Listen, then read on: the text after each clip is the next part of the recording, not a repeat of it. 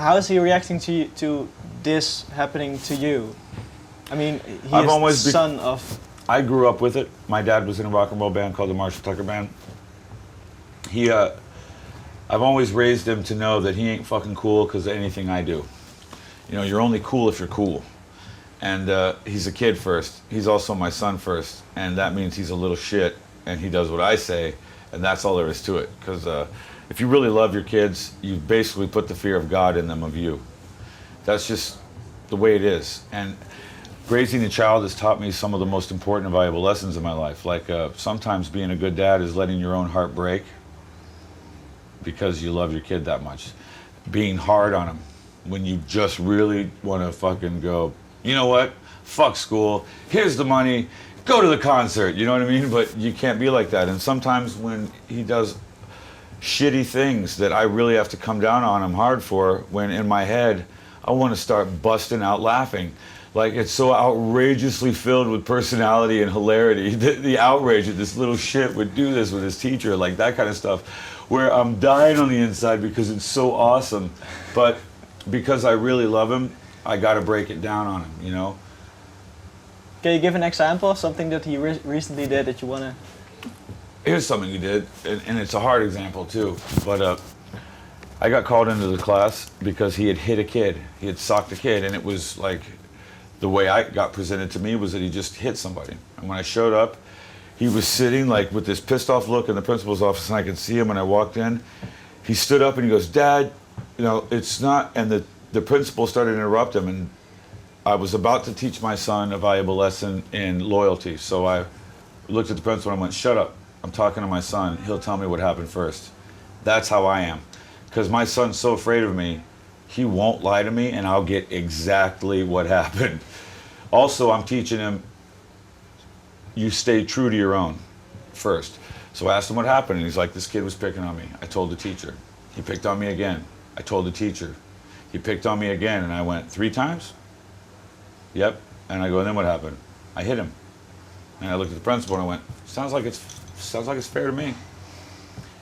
And the principal was shocked, and I went, "You know what? I'm going to take him out of school today. We're going to go to the ice cream shop." And I rewarded him. As soon as we got in that car, I spanked his ass, and he was grounded for disobeying the teacher.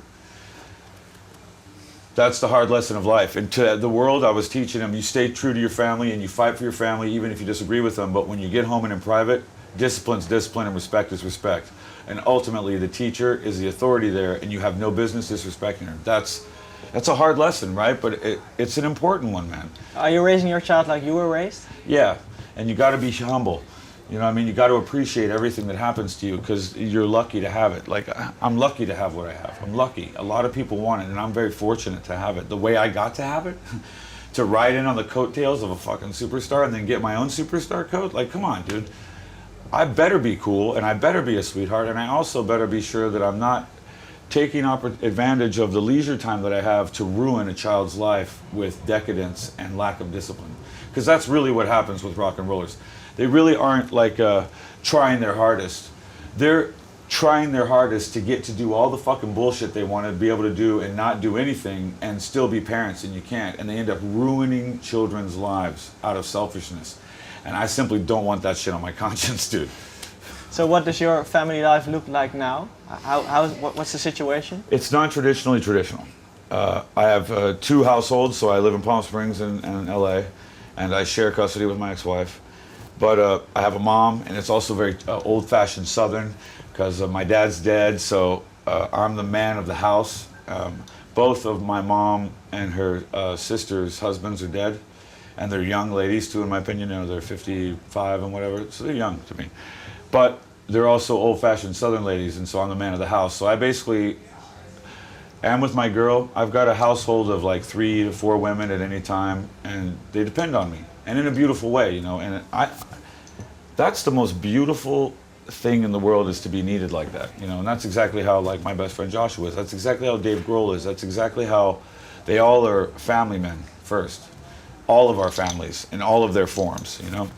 And when my mom calls me because she wants to complain about someone, and I get to go over to the house and go up to the neighbor and knock on his door and be like, "If you fuck with my mother again, I'm going to drag you outside and break your fucking jaw." That is the best feeling in the world, especially when you're righteous. And simply being true to something is what gives you these opportunities to experience these sensations of completeness in this way. Fuck, how could anyone not want to do it? Like, But does this sense of wanting to protect them, does it ever make you go too far? yeah, but I would rather go too far on that side than not go far enough on the side of cowardice.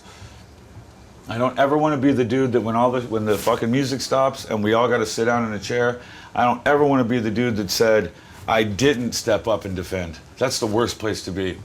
Like, or to be able to have to say, I didn't mean to, I didn't realize, is for me the worst thing ever. It's the most humiliating because that means that you also on purpose didn't not mean to.